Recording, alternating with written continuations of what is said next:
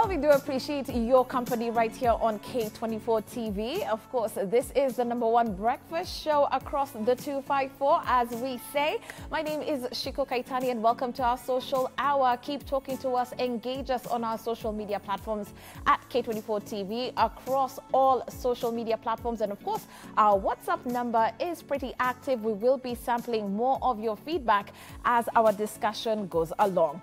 But today on the show, we do have a very interesting discussion for all you mamas and papas out there. It's all about homeschooling. Now, educating a child is for many parents a lifetime achievement. As you probably have, or your parents before you did, you strive to ensure that they offer the best achievable quality of education for your children. But it's a different ballgame when you have to do the teaching and the parenting yourself.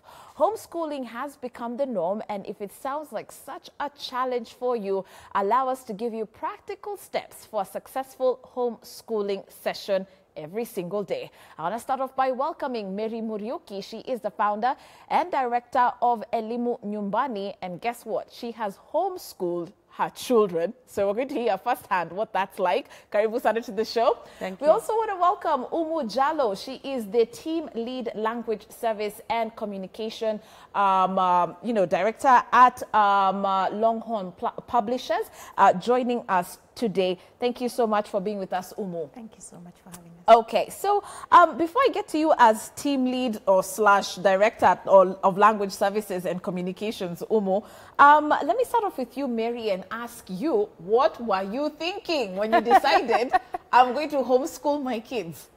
I was very disappointed in my own education. Yeah. As in high school, in primary. Yeah. And I felt I had kind of decided that when I was already in high school and in college, if I ever have children, I'll do it differently. Yeah. Because I felt that my potential was not optimized. Mm-hmm. And I felt I had a lot of giftings, talents, knowledge, which I felt should have been developed when I was young as part of my education. And now I was struggling to kind of just do it as an adult. So I felt that I had a strong opinion that education should be a lot more broader and more holistic than what I received. So I kind of decided I'm going to look for something better for my children. And I found it when I was living in Australia. Yeah. I discovered homeschooling, and I said, this is what I was saying. This is what I was telling my husband. This is what I've been saying I want to do with my children. Right. So this is what I'm going to do. Was it everything you expected it to be, or did you halfway feel like you needed to give up? I actually almost gave up the first year because I needed to have a lot more knowledge. It wasn't just that easy. I needed a special kind of training, special kind of resources and materials, a community to work with, mentors. Yeah. And so I didn't have a lot of that, and I kind of struggled along the way. So it was very difficult getting all that. Yeah. But eventually, when I got my footing, then it was okay. And where have they reached now? Like, how old are they, your kids? My firstborn is 28 years old. Oh, wow. And my secondborn is 24 years old. I have two, a boy and a girl. And they never went to any school. I homeschooled them all their lives. All their lives? Yes. Okay, apart from college, obviously. Yeah, apart from college. So, primary, high school? Yes. Wow. This is some special grace. Umu, what exactly does homeschooling actually entail? So, you can give us a broader picture as to what it is. It's not just sit down, do your homework. It's more than that. It's actually very true. Homeschooling entails more than what we have in the current curriculum of things. Yeah. We basically look at homeschooling from one point of view, that is basically do your homework, go to school, and expect a teacher to give you everything. Wow. But homeschooling is more than that because it entails more. It's well-rounded. You even look at the extracurricular activities. You look at content in everything, and now it is student-based. You do not look at it from one size fits all. Yeah. My child loves to sing. My child loves to cook. Yeah. What content is there to support this? So that is what homeschooling looks at in general. Right. Yeah. I just wonder, and maybe you can touch on this, Umu and Mary as well, as to how, for example, the Ministry of Education would be ensuring that children are getting the sufficient information that they need, that they are learning in, you know, conducive environments? Because like you said, every home is different. Every child is different. How do I know that what Mary is doing in her household is efficient enough, you know, or sufficient for that child? Let me start off with you, on that.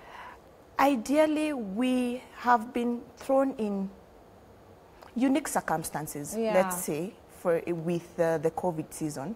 And now parents are having to relearn their children. They are introducing themselves to their children as well.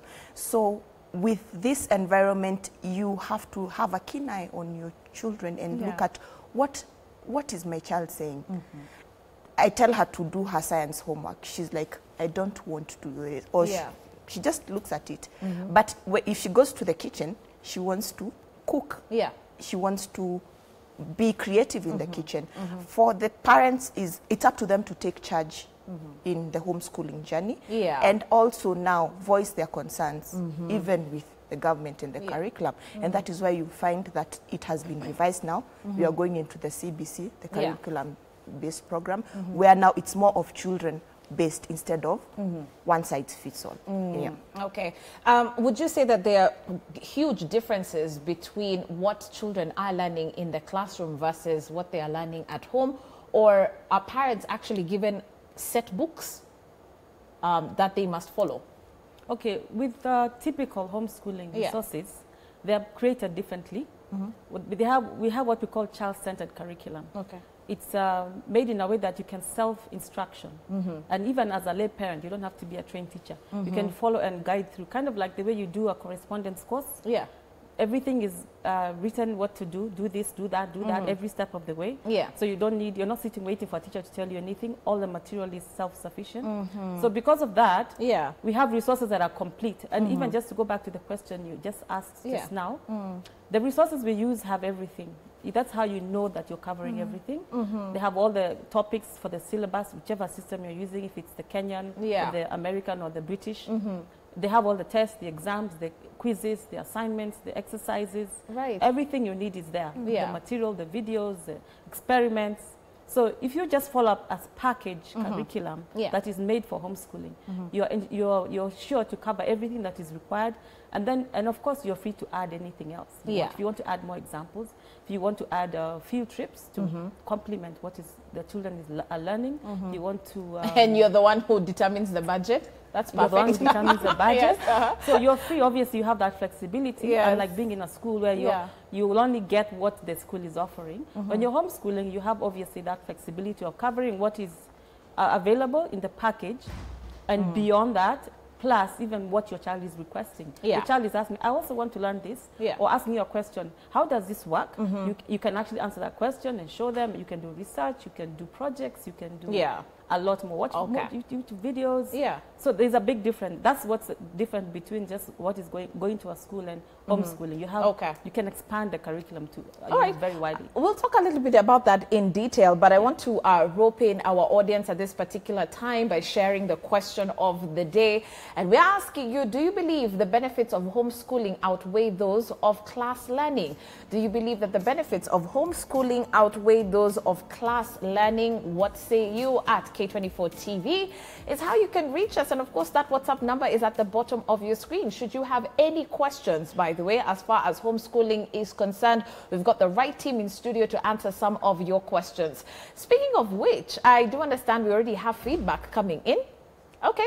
Happy, I'm Matthew, following live from Nairobi Hospital. In fact, the future of public education is still a nightmare to our young brothers and sisters. Okay, let's take a look at another text message here that says, Sisao Nico Gilgil, okay, Shiko, I'm a teacher, but in reference to what the lady is saying about homeschooling, it's hard. A child needs socialization. All in all, you have to be strict to the child when it comes to homeschooling. Omo, you can already see from the first text message, there is barely any confidence in the curriculum that we have today. And I would say, you know, they're echoing a lot of parents' sentiments here because there's just so much confusion, even to this new system that we're trying to adapt to. So this could really be our future. Yes, it could be our future. Ideally, Shiko, there's nothing new under the sun. with proper structures and proper guidance, anyone can do it, especially with the parents. We as parents look at it as educating our children is the greatest achievement. We've started that off. So if it is important, you will look at it from a point of, this is figure-outable. I can do it. What are the next steps? There's content. We at Longhorn Publishers have great e-learning content. Let's start from there. There's Elimu Nyumbani with Mary. She has done it for over 22 years. Her children are a success. So it is hard when we look at it from that narrow point of view. Okay. Speaking about your e-learning platforms, ladies, you know, because at least on both ends you are involved in such projects.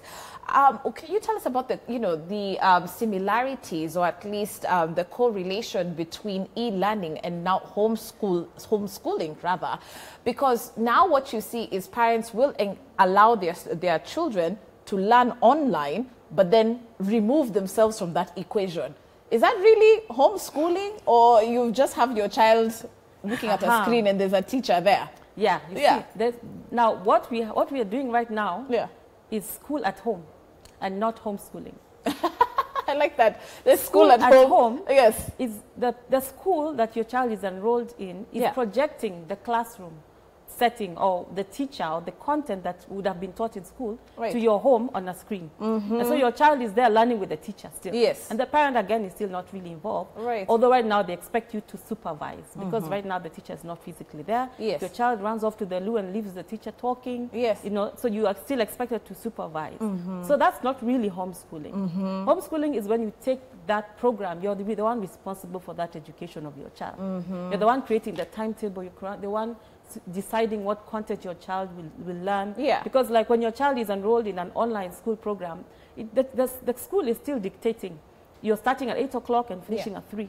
You have math at this time, then you have a break. Then you have English, your English teacher comes on, then you have this, then you go do your assignment, then you come back. It's all dictated to you as a parent. You're just following the script or following the laid out program. I see the difference. I see the difference. You create the program yourself. You say, I want to use this book, I want to use that book, I want to use the Longhorn resources, I want to use a YouTube video, I want to use the British curriculum, I want you to read a novel. You know, you're creating the program, you're creating the time slot, you're creating the breaks. You're creating even when to open school, when to close school, how long is our school term, when are we going to take a break, are we having hard term? You're not being dictated to. So homeschooling is when a parent takes on full responsibility of the education of their child. And commits to be able to follow through and make it happen. And what about for Longhorn Publishers? What ideally do you do and offer online? We have a great e-learning platform where we have interactive content from primary school all the way to high school. And this ideally facilitates either the learning in the classroom, what we have been doing before COVID, and the homeschooling itself. So you're literally a support system to the curriculum that we provide the content, because we are over 40 years in the schooling system, and we have content that has been developed with the child in focus.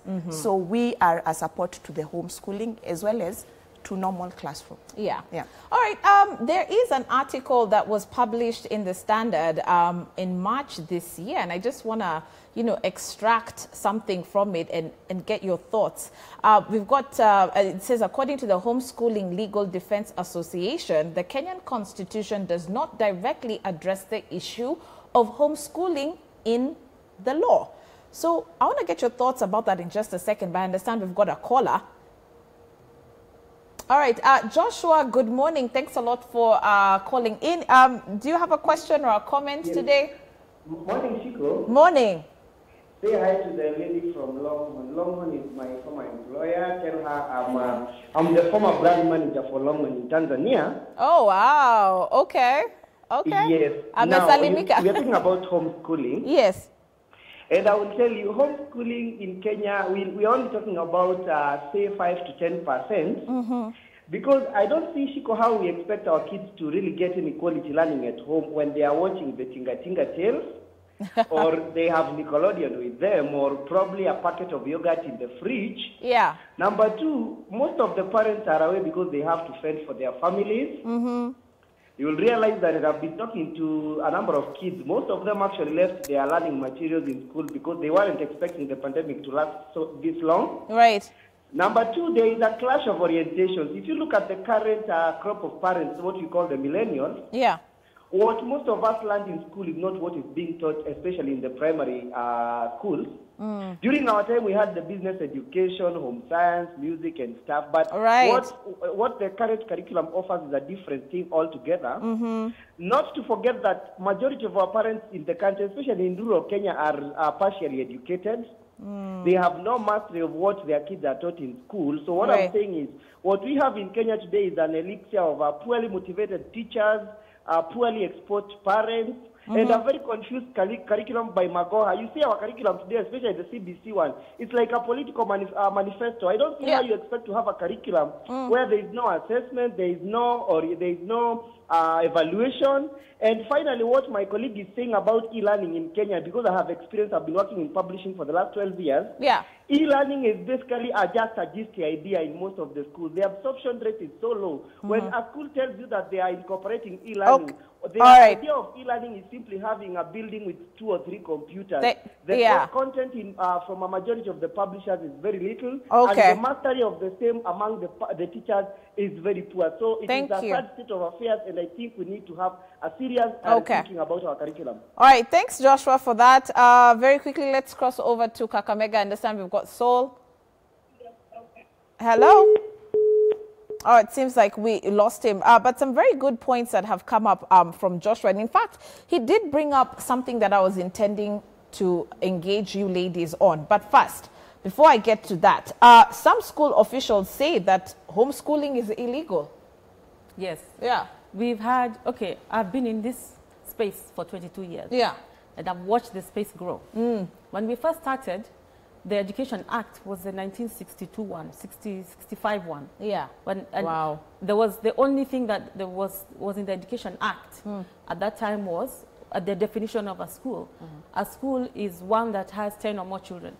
When I started homeschooling, that was the education, that was the law. And so it meant that if you're in any setting where there's less than 10 children, you're not considered a school, and basically it's just, you can do whatever you want. I mean, you're not controlled, or you're not required to do anything. There's no regulation. There's no regulation.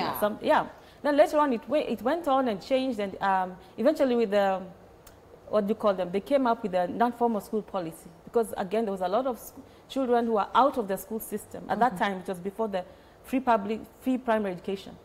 A lot of children were just in child labor, street children. A lot of children were just, people couldn't afford it. And so they started roping in all these children who are learning under trees, trying to make do, learning in the slum, learning in conditions that are not necessarily approved by the Ministry of Education. They roped in, and those were millions of children. And they said, okay, we have a sector called the non-formal school sector. And we need to try and upgrade them and support them, give them curriculum, give them teachers, so they can be able to upgrade. So we have 2 systems. There's a non-formal system and there's formal system. If you go to the Ministry of Education. And then after that, we came up with the new Constitution 2010 came up with new policies for education, which is now how we had KICD come in and start talking about curriculum, and new things started coming up. And now the Education Act changed, therefore, in 2015. And they started now defining what is a school again. And the definition of school, we actually tried to lobby as homeschoolers and say, hey, we are here, and this is another option of education. Just the same way you roped in non-formal education, there's still this thing. Can you recognize us? And this is a worldwide movement. It's not just only in Kenya, it's worldwide. Millions of children are homeschooled. And so, can we please try to accommodate homeschoolers? And we didn't get any positive response. So it's a work in progress. It's a work in progress. So currently the law is only, again, talking about non-formal education and policies and formal education. And so that's why it's a gray area. It's not that it's illegal or legal. It's a gray area. It hasn't yet been discussed. As we go to a break, very quickly, let me engage you on the issue of literacy levels or illiteracy in this country. You will find that a parent will probably be in a position to not homeschool their child because they also didn't go to school. So if I'm illiterate, how am I going to go ahead and homeschool my child when I didn't even get the education myself? And this is even something that Joshua brought up in the rural areas especially. There are resources. Mary has done it, and there are resources that can help these parents, the illiterate parents and the parents that feel that this is too overwhelming. There are systems and networks that can help them through the homeschooling system, and they are readily available. The information is out there. We only need to look at it from a point of view where this needs to be done. Yeah. Yeah. Let me share something about that as well. Okay, homeschooling, first of all, is not only about academics. Sometimes we misunderstand homeschooling because we equate it with what's going on in schools. When you homeschool, you're looking at developing your child holistically. Every aspect of your child, not just the academic, which is what we're used to in school.